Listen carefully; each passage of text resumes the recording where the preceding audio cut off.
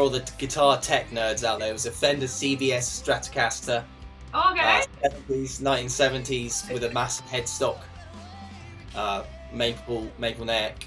It'd been refinished a bunch of times. My dad won it in a Kellogg's cornflakes competition. No way.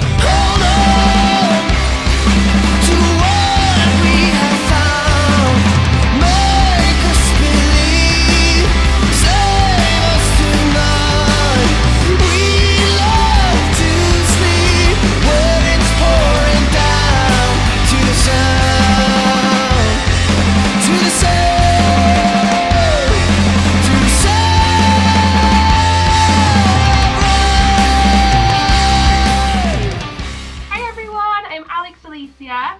Tonight I am joined by, look who it is, Jas Morris from Firekind. Hello. Hello. Nice to see you. Nice to talk. Thanks for having me. How are you? How have you been during lockdown? Despite not gigging, it has given me time to really get into a good routine with regards to practice and writing music, and I'm really lucky to have a studio at my house. So during the whole, the main bulk of lockdown, it was just me in my house, and I just spent a lot of time in, this is my studio, I just spend a lot of time here. And yeah, in terms of that, it's kind of been quite a useful time, you know, how awful it is. It has given that possibility to happen. Yeah, I mean, of course, it is a really strange time for a musician right now. But in terms of the other band members, how have you all been able to, you know, connect during this time as a band and work on the new releases that we'll get talking about in a minute and things like that? So we're all pretty clued up on, you know, internet. We share like a Dropbox account, and I'll save, you know, like an idea on Logic, and then the bassist Dan will be able to open it up on his computer where he lives, and then like work on it, record a bit of bass on it, save it, and then it will update on my system, and I open it up. So that kind of thing, and you know, we're doing lots of Zoom chats as well, and we even tried to do a bit of a jam session down the Zoom once. Kind of went a bit funny, but it was good. It was good. Yeah, I got to try it. Yeah, it's pretty handy that you can all, you know, do things like what we're doing right now, isn't it? You know, I think Zoom's been a bit of a gift for everyone. I know it kind of saves time as well, because you don't have to like drive anywhere. You're just like, right, I'm just gonna go to this interview, and you know, walk 2 steps, and then you're there. Yeah, of course. And so, just as a bit of an introduction, for anybody that's not yet heard of Firekind, how would you describe your band, your music, in maybe 3 words? In 3 words, or 3 words? You're limited. 3 words. Oh. Whoa, it's such a hard one. Well, we aspire to be anthemic, melodic, and heavy.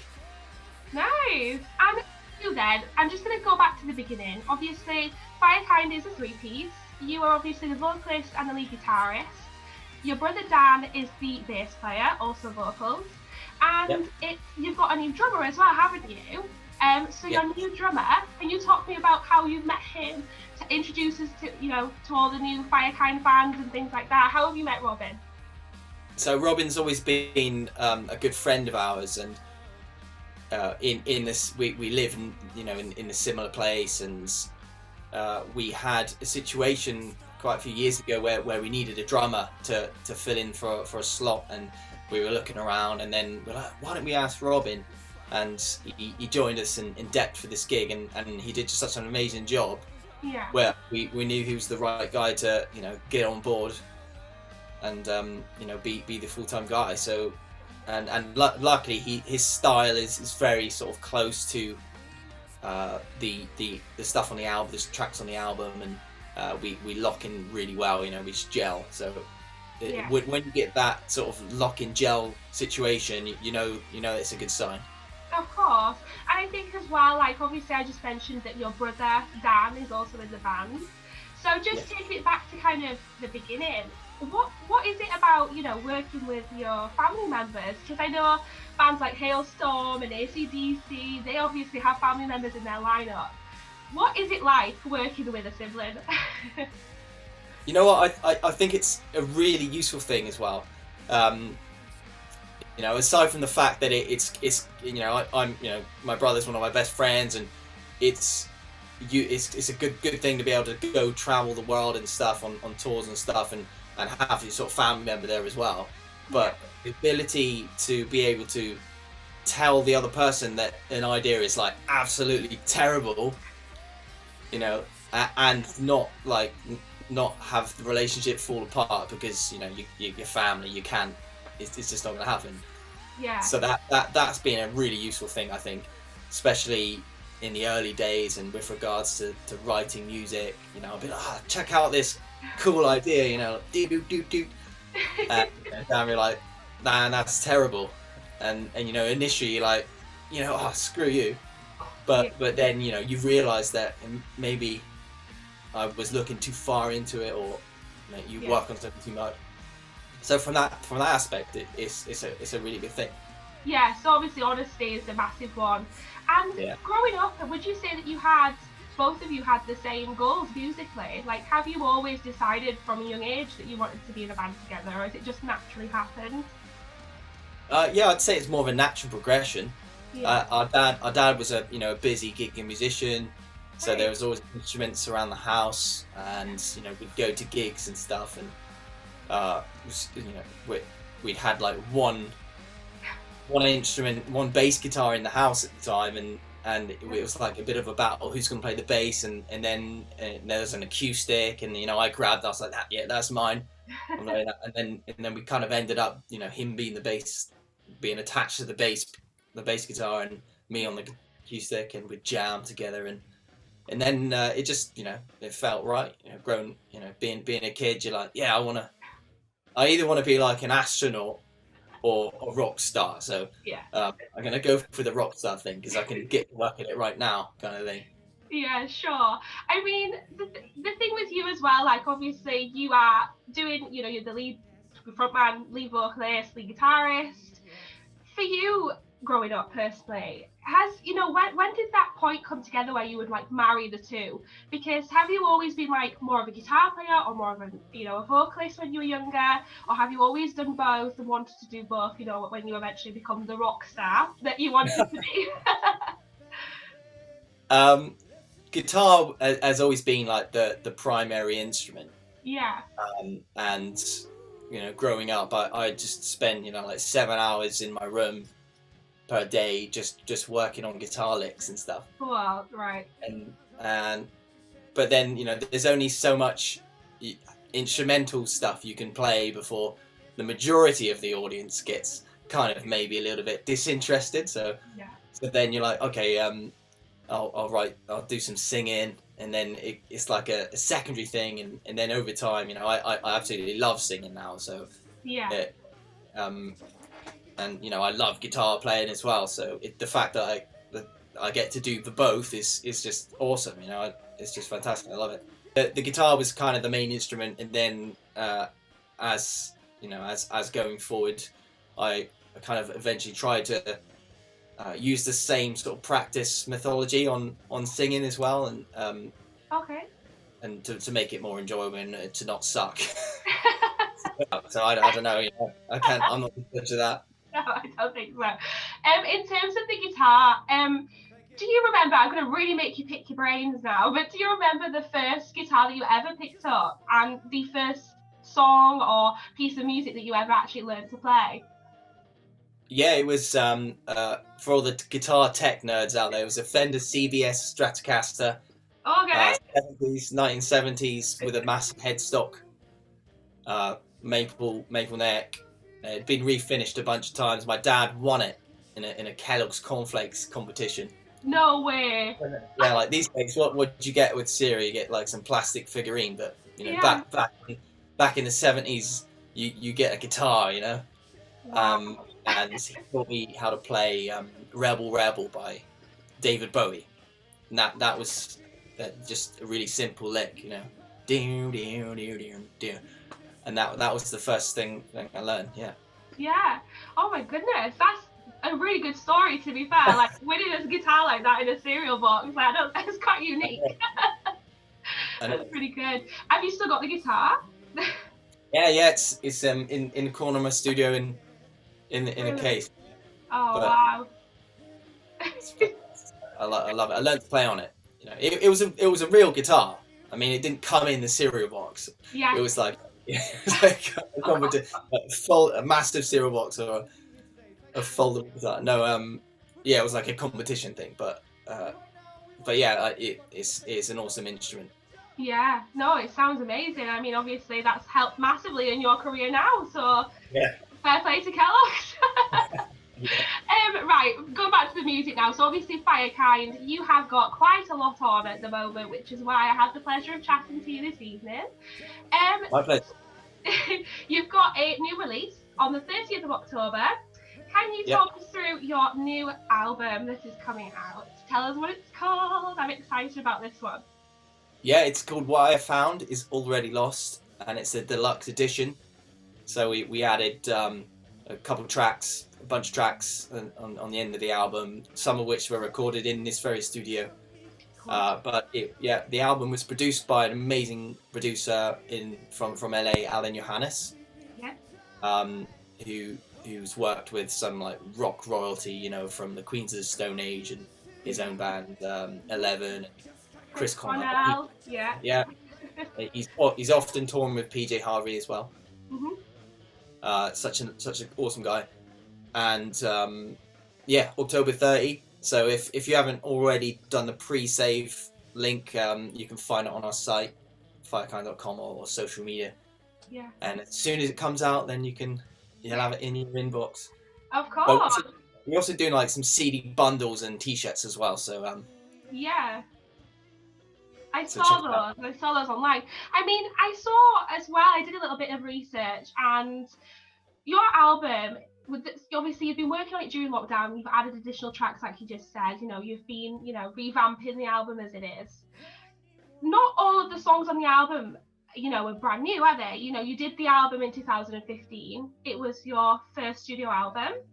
So what is it about 2020 that's made you think, hang on a minute now, we had this music in 2015, we were ready to give, you know, rebirth it now and give it back to everybody. What was the changeover, you know, to decide to do that this year? Well, first of all, like writing songs for an album, we're like super happy with the result and the songs on it.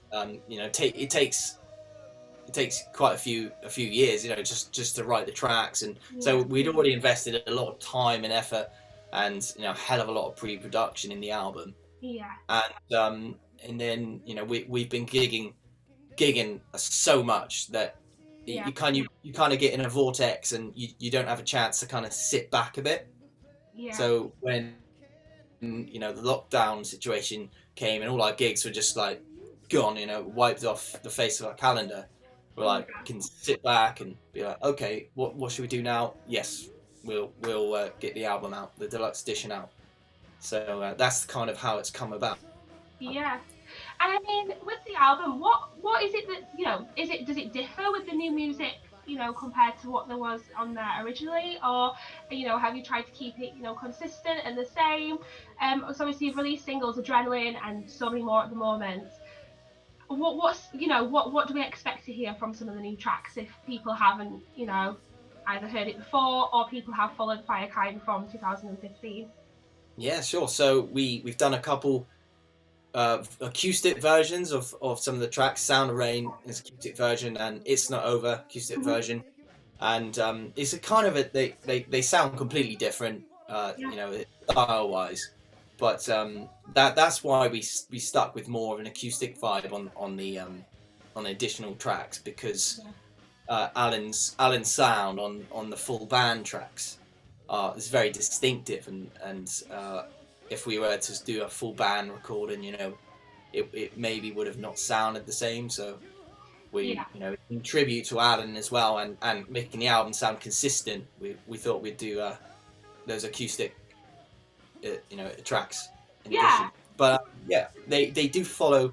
We had a bunch of tracks to choose from, like 40 or 50 songs. We're like, what songs should we put on the deluxe edition? And the ones that we put on were the ones that kind of are a similar vein, in a similar theme. Yeah, of course. I think it's really cool that you're giving a little bit of an acoustic vibe as well, because people can really listen to a band through acoustic. Strip back all the production and things like that. I think it's really cool to hear a band as a band would be. Do you know what I mean? Yeah. But in terms of the new single, I've seen so many amazing reviews at the moment from Planet Rock and Classic Rock Magazine, and how is that? How do you all react as a band to those reviews and that kind of feedback? Well, whenever you get a review, pop up in your inbox, you're like, oh no, do I read this? Do I need to sit down? Yeah. Do I need to take a deep breath? And when they come through like positive reviews, you're just over the moon, really, and really thankful that people like it. It's a bit of a slippery slope when you write music, trying to write to please other people, or to try and write songs which you think other people would like, because most of the time you'll end up creating a product which is just not very good.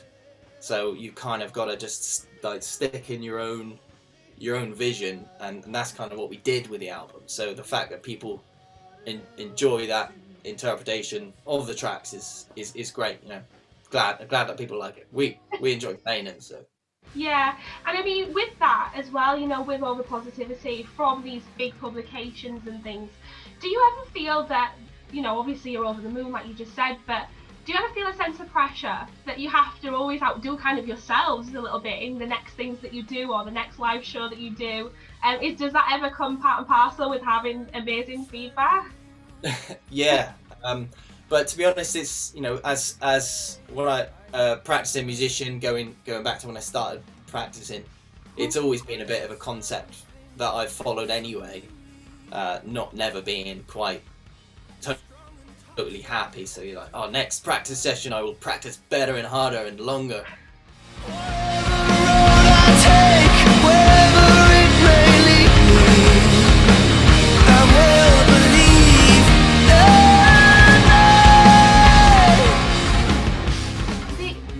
Incredible thing is obviously with that you obviously are traveling around, and you're working back and forth between obviously Devon, where you're all from, and LA. You've also done a lot of other traveling, so as a band I don't believe that you're very travel shy. And I know before lockdown hit you were obviously touring and doing festivals and things like that, but in the French Swiss Alps you've won Battle of the Bands in Thailand, and you've been so many amazing places. How is that as a band, being able to travel and play your music in other countries, and how do people react to Firekind? Oh, it's one of the best parts of being a gigging musician. I think you get to literally travel the world and go on these big adventures, and that's one of the biggest things that I'm missing right now is going on an adventure where you're driving for 8 hours or something, and you're doing a gig, and you might not know what happens, and yeah, of course, good fun, but it's one of the best things, and the stories you can tell from what happens on at tours is you wouldn't believe it sometimes, and it's just great. Have you got any crazy tour stories to tell us today? Yeah, well, maybe not today. What is the comparison between audiences in other countries and here in the UK? So audiences in, say, like Belgium are really responsive. They love rock music. Mm-hmm. So you play to an audience there, and they're really loud and they clap a lot. Mm-hmm. When we do like the Swiss and French, Switzerland is the place where we play in Switzerland has many different nationalities on holiday and stuff. So so then you get a mixture. Yeah. British audiences are awesome in their own way, maybe a bit more laid back, but after a few beers then they're mental. Yeah. The Thai audience again, they don't often get sort of Western bands come over there, so they're just like over the moon and shouting, and you feel even more like honored to be there, and they treat you like rock stars and stuff. So you're like, I'm happy with that. Of course. Obviously, given all that you've just mentioned and the places that you've been, I think it's fair to say that, you are an experienced musician and you've done and played so many amazing things at the moment. In all of your career so far, what do you think's been the most challenging thing about being in this music industry for you personally? You just got to keep doing it. I mean, if I was to give any advice to maybe like newer bands, original bands starting out, is that there can be the gigs where you go to and you're not on until 2 a.m. for instance. Yeah. And you don't get any money for it, and you're spending out on hotels and fuel, and you can do a tour and it's just cost you, like $5,000 or something. But it's just one of those things that you have to keep loving it, because that's what keeps you going. And then eventually, if you keep at it and you love it that much and put your passion into it, then you start getting things back. So I mean, that's probably what I'd go with that. I think that's good advice. I think it's everybody knows if you're a touring musician, it's sort of glitz and glam, is it? You spend a lot of time in the back of a van or in the back of a car, and a lot of travelling and a lot of hotels. What is it that you enjoy most about being in a band, especially one that does things like where Firekind has been? Yeah, I mean, I love travelling anyway, and I like sitting in a van, weirdly enough. That's so weird. Yeah, no. I hate that bit. No, I actually enjoy it. I love listening to like audiobooks and podcasts and watching movies on my iPad and stuff. Yeah. Getting in the van after an awesome gig when you can just chill out and relax and set back is a nice thing as well. But it is true what you say. Being a gigging musician, most of it is literally traveling. Yeah. And even if you're traveling into exotic places or different countries and stuff, most of what you see is the same thing. It's like a hotel room or a stage or a venue, and then you have to kind of force yourself to maybe get up a little bit early and explore when you're at these new places, because you don't want to miss out. No, of course not. I mean, that's the other thing as well, isn't it? I guess you get to see new places, but then a city's a city, isn't it? But at least you get to do all these amazing things. Like you said, you've always wanted to do it since you were a kid, so I think you're doing that now. And everything that Firekind has achieved as a band so far, what are you most proud of with the band at the moment? The G-Bob, the Global Battle of the Bands. Yeah, I mean, we at that point we'd done a few Battle of the Bands competitions before. Oh, I didn't know you'd done more of those. So okay. Yeah. Or different ones, and a couple of years prior, and we got in the final, but we hadn't won, and I think where we went wrong with some of the earlier ones is that we went in a bit more cocky or cocksure, and we're like, we're a great band, we're gonna totally win, and then obviously you don't, because you may be being a bit arrogant or something, and that going through those experiences does humble you up a little bit. And when it came to the Global Battle of the Bands, we literally just went there. We're like, we're just glad to take part. Obviously, we're in an amazing country, and whatever happens is a bonus. Yeah. And I think going through those gigs before that, a couple of years prior, where we hadn't won and stuff, it's a good lesson to go through, I think, as a band, just to humble up a little bit. Yeah, of course. And I mean, anything like that is an amazing achievement, but to also learn from it as well and be able to use what you've learned going forward, I think it's a really positive step for any band, And this, I always laugh when I ask this question because everyone gets put on the spot, so I apologise in advance. Do you have a motto, saying, or maybe a quote that you like to live your life by? Yes, quite a few actually. Right, let's go. but they're more like concepts, I suppose. But we've done, you know, a few tours in the French Alps and stuff, and the tours out there are like 2 gigs a day, in cold conditions and stuff, and you don't sleep much. I mean, you might sleep 5 hours a night, and then you're doing 2 gigs a day. You're carrying like maybe a ton or two tons of gear between yourselves and stuff. So if you get, you know, in a band, the band world, if you get through those sort of gigs, then any other gigs sort of quite easy. So just not giving up, really. Keeping at it is a motto, and also always trying to improve. And I think one of the other things that I wanted to ask you was just about what you've got going on at the moment. Obviously, we've mentioned the album release on the 30th of October. You've just finished filming for New Wave of Classic Rock Webfest 3, didn't you? How did that go? What did you do? I'm going to be hearing some of the new songs. Can you tell us anything about that? Oh, well, first of all, it was awesome to be able to sort of play loud again, because we haven't done that for a while, and we've been able to put together quite a short and sweet set. Yeah. So yeah, we can't wait for people to see that. That's in November. Yeah. 21st, I think. But yeah, with what comes with, you know, releasing an album, there's a lot of stuff to do in the background, so that's consuming a lot of time, and not gigging has given, you know, there's so much admin work that you've got to do, you know, promoting and stuff. So just doing that, and also trying to keep practicing and writing. Yeah. And have you got a message that you would like to send out to anybody who's following your band, liking your music? Have you got anything that you need to let them know?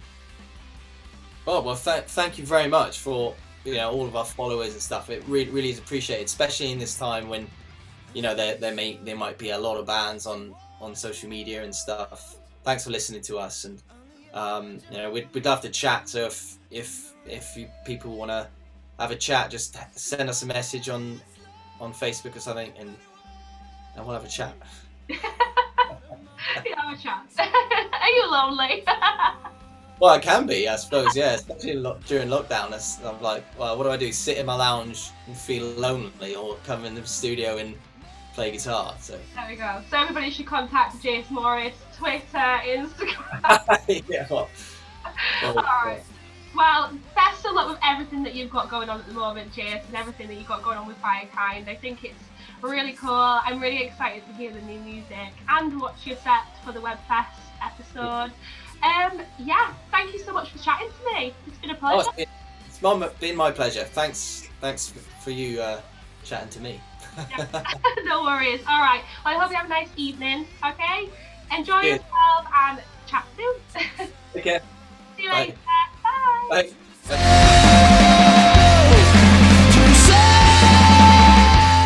Oh, let's snap. We got the same necklace there. Represent.